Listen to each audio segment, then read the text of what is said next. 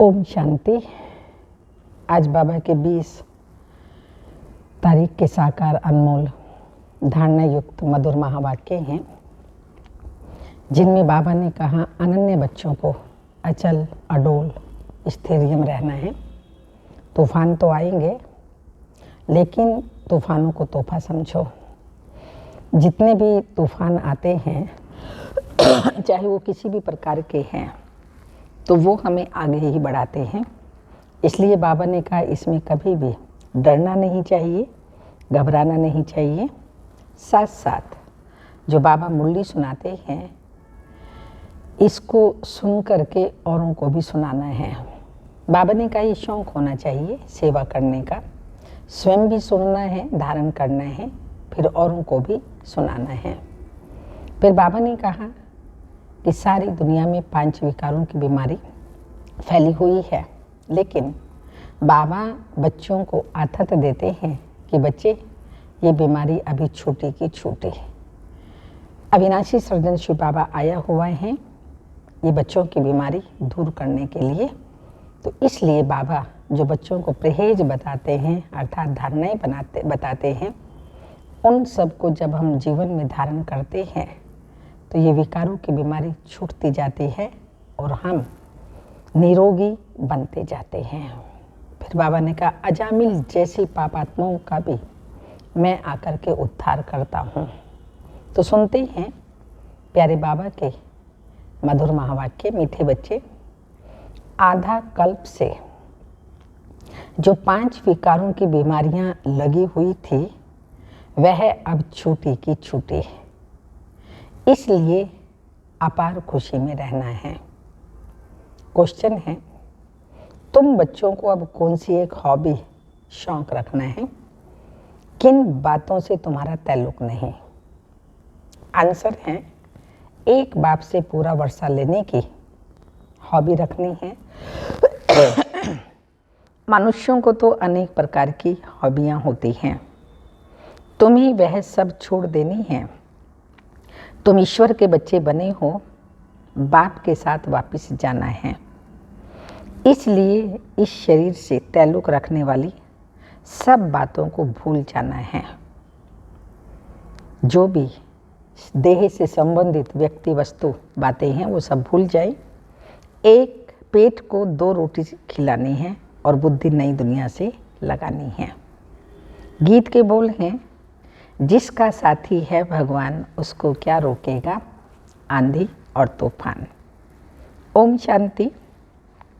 जो भी अनन्य महावीर अडोल बच्चे हैं, वह समझते हैं कि अनेक प्रकार के मनसा तूफान भी आएंगे और कैलेमिटीज बीमारियां आदि भी आएंगी, क्योंकि अभी पिछाड़ी का समय है, अंत का समय है।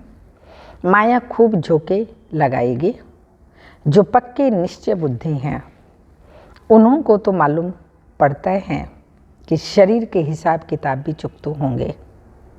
जब कोई बीमारी छूटने पर होती है तो खुशी होती है, अब हम इस बीमारी से छूटने वाले हैं। तुम जानते हो बाकी थोड़े रोज हैं। यह 5 विकारों की बीमारी आधा कल्प की लगी हुई है, जिससे मनुष्य अजामिल जैसे पाप आत्मा बन जाते हैं।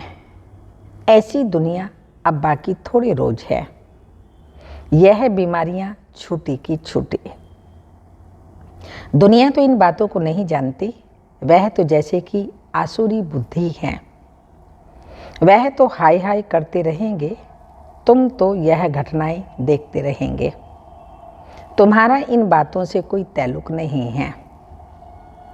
यह कोई नई बात नहीं है, क्योंकि कल्प कल्प होती आई है और होगी। तो हम बच्चों के लिए कोई नई बातें नहीं हैं, पहले भी हुई हैं।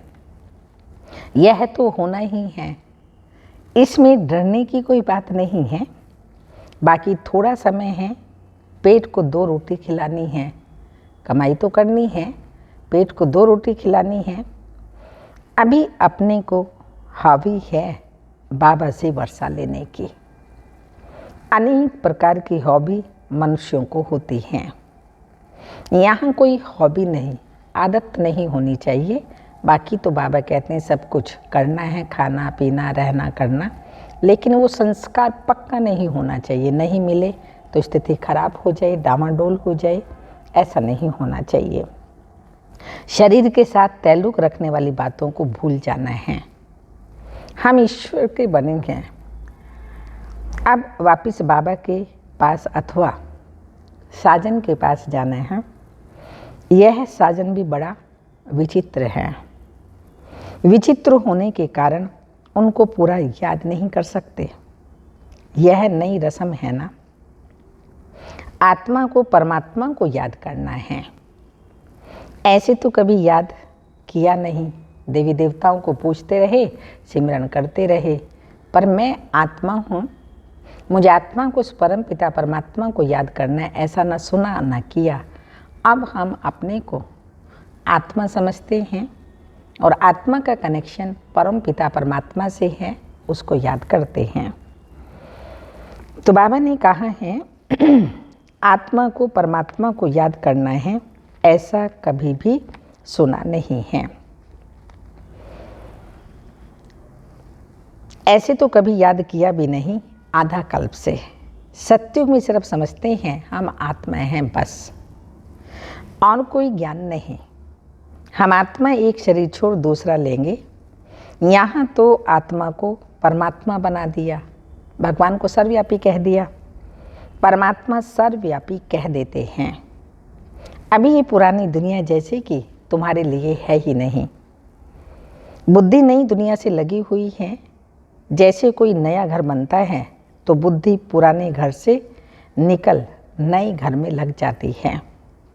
अभी इतने धर्म वाले कॉन्फ्रेंस आदि करते हैं, परंतु एक का भी बुद्धि योग परम पिता परमात्मा के साथ नहीं है। अभी तुमको सिखलाने वाला बाप मिला है, वही ज्ञानेश्वर और योगेश्वर हैं। ईश्वर जो अपने साथ योग लगाना सिखाते हैं। ज्ञानेश्वर माना ईश्वर में ही ज्ञान है। वही ज्ञान और योग सिखा सकते हैं। जिनको पक्का निश्चय है वह तो समझते हैं इस दुनिया में हम थोड़े समय के लिए हैं, हमको तो अब वापस जाना है। जैसे नाटक में एक्टर्स को मालूम पड़ जाता है कि बाकी थोड़ा समय है, फिर हम घर जाएंगे। घड़ी को देखते रहते हैं। तुम्हारी है बेहद की घड़ी, तुम जानते हो यह अंतिम जन्म है, तो तुमको तो बड़ी खुशी होनी चाहिए। हमको यह पुराना शरीर छोड़ विश्व का प्रिंस और प्रिंसेस बनना है। हमारे मम्मा बाबा भी जाकर प्रिंस प्रिंसेस बनेंगे। तुम्हारी चलन ऐसी है जिससे दिखाई पड़ता है, कर्मों से मालूम पड़ता है कि हमारा भविष्य क्या है। तो हम भविष्य में देवी देवता अर्थात प्रिंस प्रिंसेस बनने वाले हैं। तो बाबा ने कहा कर्मों से दिखाई पड़ेगा कि तुम बरोबर विजयमाला में नज़दीक आ जाएंगे। खुद को मालूम पड़ जाता है हम कहाँ तक पास होंगे। कोई तो समझते हैं हम कभी भी पास नहीं होंगे। भल बाबा का बच्चा हूँ, सब कुछ सरेंडर किया है, बाबा की गोद में बैठा हूँ, परंतु धारणा नहीं है तो ऊंच पद मिल ना सके। जो गृहस्थ व्यवहार में रहकर सर्विस कर रहे हैं वह यहाँ रहने वालों से अच्छा पद पा सकते हैं। और देखने में आता है वह बहुत तीखे जा रहे हैं, स्व उन्नति बहुत फास्ट गति से कर रहे हैं। सिर्फ साथ में रहने से थोड़ा फायदा होता है। बादल सागर के पास आए हैं भरे और फिर यह गए बरसने। मुरली तो सब तरफ जाती रहती है। मुरली सुनकर फिर सुनाते भी हैं, बहुत सर्विस करते हैं। वह अच्छा ऊंच पद पा लेते हैं। मेहनत है, यहाँ मेहनत नहीं होती तो गिर पड़ते। सारा मदार है पुरुषार्थ पर।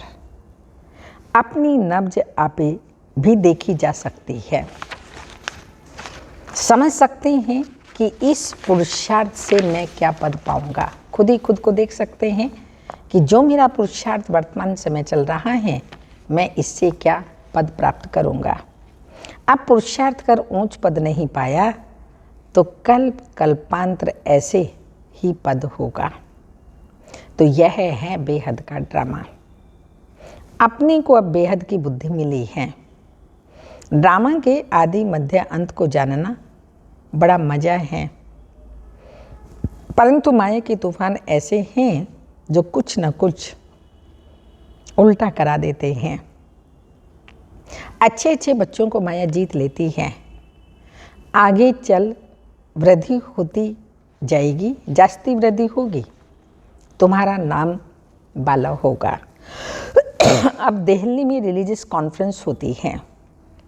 कॉन्फ्रेंस में समझाने की बड़ी अच्छी बुद्धि चाहिए, बहुत अच्छी लिखा पढ़ी चलनी चाहिए।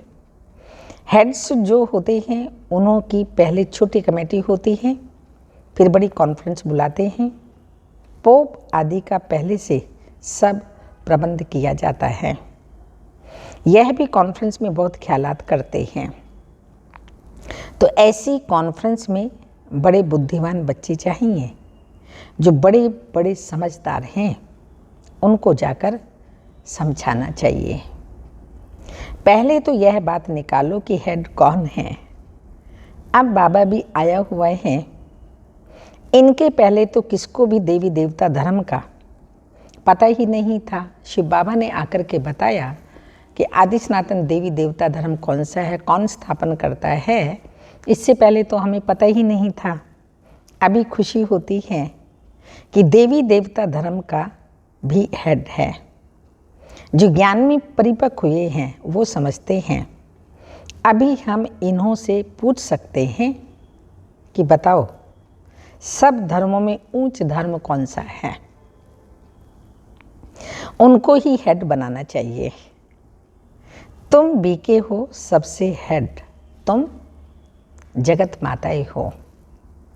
मर्तबा भी माताओं का ही है। दिखाते भी हैं, भक्ति मार्ग में दिखाते हैं। कुमारियों ने बाण मारे भीष्म पिता मैं आदि को। इन कुमारियों के आगे सबको आना है। तो यह समझाना पड़ता है कि ऊंच ते ऊंच कौन है। फिर समझ जाएंगे कि सर्वव्यापी का ज्ञान छूटा है। परमात्मा के लिए कहते हैं ऊंचा तेरा नाम है, ऊंचा तेरा धाम है, पार ब्रह्म परमेश्वर। तो बाबा ने कहा बाप की पहचान मिल जाएगी, समझ जाएंगे ऊंचे से ऊंचा है। तो जो सर्वव्यापी कहते हैं शिव बाबा को, वो ज्ञान खत्म हो जाएगा, झूठा ठहर जाएगा। अभी तुम हो युद्ध के मैदान में, बाबा का परिचय देना है। तुम्हारे लिए कोई नई बात नहीं है। अच्छे अच्छे जो बच्चे हैं उन्हों को नशा चढ़ा हुआ है। ये पाठ तो अनेक बार हमने बजाया है। अभी ये पुरानी दुनिया खत्म हो जानी है। ये पुराना चोला छोड़ना है, फिर नई सिर आकर के पाठ बजाएंगे। अभी तुम्हारी बुद्धि विशाल बनी है।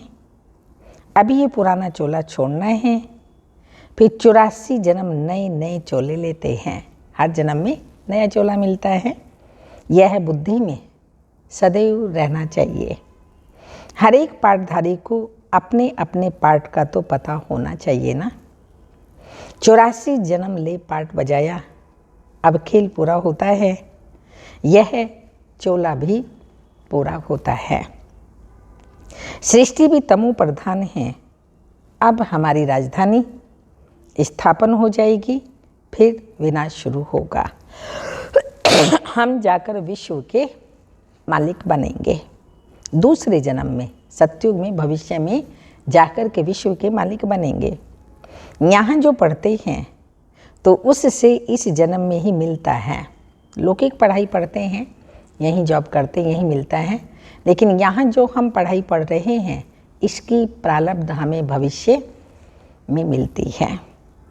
तुमको फिर याद आया, तो बाबा ने कहा वो पढ़ते हैं तो उसे इस जन्म में मिलता है। तुमको वह फिर याद आया कि हम जाकर दैवी जन्म लेंगे, फिर क्षत्रिय जन्म लेंगे। तो यह बुद्धि में टपकना चाहिए, तब खुशी का पारा चढ़ेगा। जो अच्छे पुरुषार्थी होंगे उनकी बुद्धि में ऐसी ऐसी बातें चलती रहेंगी। तो बाबा ने समझाया है, कर्म तो करना ही है, फिर अपने याद के चार्ट को बढ़ाना है। रात का टाइम अच्छा है, इसमें कोई थकावट नहीं होती। सारा समय उस अवस्था में नहीं रह सकते, फिर तूफान आते हैं तो थका भी देते हैं, ना चाहते भी तूफान आ जाते हैं, वो थकावट करेंगे। बाकी बाप को याद करते रहेंगे, टॉपिक आदि निकालते रहेंगे, तो उसमें माथा और ही भरपूर हो जाएगा। बुद्धि को बिजी रखेंगे तो माथा खराब नहीं होगा, माया नहीं आएगी, और ही बाबा ने कहा भरपूर होते जाएंगे। ये बाबा का अनुभव है, स्वयं ब्रह्मा बाबा का भी अनुभव है। तूफान तो बहुत आएंगे, जितना रुस्तम बनेंगे उतना माया जास्ती पिछाड़ेगी।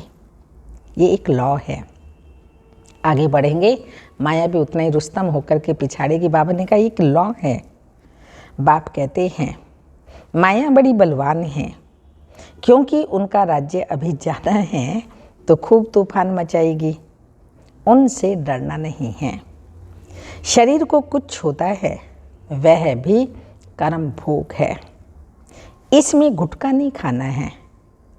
पिछाड़ी का शरीर है, बाकी थोड़ा समय है, ऐसे करते खुशी में रहते हैं।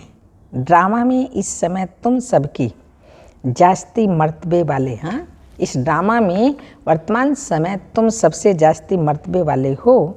क्यों मर्तबे वाले हैं? क्योंकि परम पिता परमात्मा की गोद ली हैं। तुम्हारे में भी जो अच्छे पुरुषार्थी हैं, उन्हों जैसा सौभाग्यशाली कोई नहीं है। यह ईश्वरीय सुख बहुत ऊंच है। तुम समझा सकते हो भारत ही स्वर्ग था, अविनाशी खंड है, और कोई धर्म नहीं था। वह तो बाद में आए हैं। सूर्यवंशी राजधानी पास्ट हुई तो फिर त्रिकाल चंद्रवंशी हुए। उनकी हिस्ट्री ज्योग्राफी का किसी को भी मालूम नहीं है। अभी तुम्हें पता पड़ा है, पहले हम भी नहीं जानते थे, अभी बाबा ने सब बताया है तो पता पड़ा है। वहाँ थोड़ी कोई भी जानते हैं कि सत्युग के बाद त्रेता होता है। 2 कला कम होने से वह सुख कम हो जाता है, थोड़ा सा सुख कम हो जाता है। यह है ज्ञान। सत्युग में हो तो अंदर ही गुटखा खाते रहें, दिल खाएगी, क्या हम फिर उतरेंगे? राजे ही अच्छी नहीं लगेगी, कल क्या होगा इसलिए पता नहीं पड़ता है। तो अगर मालूम पड़ जाए कल ये मेरे साथ हादसा होना है, तो जो आज का सुख ले रहे हैं वो भी ना ले। यह भी कोई कोई कहते हैं हम स्वर्ग के मालिक बनेंगे, फिर नीचे उतरना पड़ेगा परंतु वहाँ फिर भी राजाई मिलने की खुशी है। अभी तुमको बाबा त्रिकालदर्शी बना रहे हैं। लक्ष्मी नारायण जो स्वर्ग के मालिक हैं, वह भी त्रिकालदर्शी नहीं हैं। संगम पर ही बाप आकर ज्ञान का तीसरा नेत्र दे त्रिकालदर्शी बनाते हैं। देवताओं को यह सब अलंकार क्यों देते हैं? क्योंकि वह फाइनल में है, संपूर्ण अवस्था उनकी। ब्राह्मण तो गिरते और चढ़ते रहते हैं उन्हों को अलंकार कैसे दे सकते हैं? शोभते ही नहीं। ड्रामा में कितना वंडरफुल राज है। स्वदर्शन चक्रधारी ब्राह्मण ही हैं। इस ज्ञान से ही तुम देवता बनते हो। इस समय तुम त्रिकालदर्शी, स्वदर्शन चक्रधारी, त्रिनेत्री, त्रिकालदर्शी हो, ये तुम्हारा टाइटल है। ये सब बातें समझने और समझाने की हैं। तो पहले बाप का परिचय देना है। परम पिता परमात्मा से आपका क्या संबंध है, ये पूछना है उनसे। उनका नाम ही है गॉड फादर। ऐसे थोड़ी कहेंगे गॉड फादर सर्वव्यापी है, वह तो बाप है ना। हम लिखते ही हैं परम पिता परमात्मा से आपका क्या संबंध है। परम पिता कहते हो तो जरूर पिता ठहराना, बाप सर्वव्यापी कैसे होगा?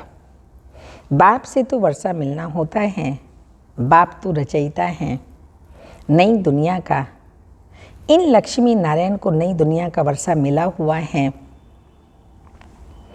वहाँ देवताओं को तीसरे नेत्र की दरकार नहीं रहती। तीसरा नेत्र जरूर ब्रह्मा द्वारा ही देंगे। त्रिमूर्ति का अर्थ कितना अच्छा है। समझाने की बड़ी रौनक चाहिए, खुशी से समझाना चाहिए। तो जो अच्छा उस्ताद होगा उनको समझाने की प्रैक्टिस होगी। दिन प्रतिदिन किसी को समझाना बहुत सहज होता जाएगा। परमपिता परमात्मा आपका क्या लगता है? कहेंगे बाप लगता है। बाप है नई दुनिया का रास्ता। सत्युग में देवी देवताओं का राज्य था, जरूर उन्हों को प्रॉपर्टी मिली होगी परम पिता परमात्मा से। राजयोग से एक राजा ही पाते हैं, हम सब बीके हैं।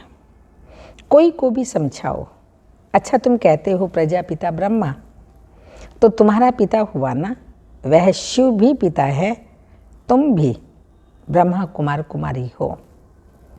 हम दादे से वर्षा ले रहे हैं, तुम नहीं ले रहे हो, तो आकर के समझो। पुरुषार्थ करो तो तुमको भी मिल जाएगा। शिव बाबा से तुम्हें भी वर्षा मिल जाएगा। प्रजापिता ब्रह्मा और जगदम्बा दो हैं मुख्य।